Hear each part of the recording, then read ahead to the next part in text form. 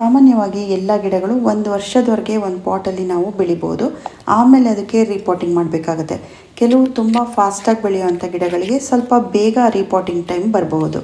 Repotting ಮಾಡಬೇಕಾದ್ರೆ ನಾವು ಸ್ಟಾರ್ಟಿಂಗಲ್ಲೇ pot ಮಿಕ್ಸ್ನ ಚೆನ್ನಾಗಿ ತೊಗೊಂಡ್ರೆ ನಾವು ಪದೇ ಪದೇ ಮಣ್ಣನ್ನು ಚೇಂಜ್ ಮಾಡೋದಿರಲ್ಲ. ಒಂದೊಂದು ಗಿಡಗಳಿಗೂ ಒಂದೊಂದು ರೀತಿ ಪಾಟ್ ಮಿಕ್ಸ್ ಇರುತ್ತೆ.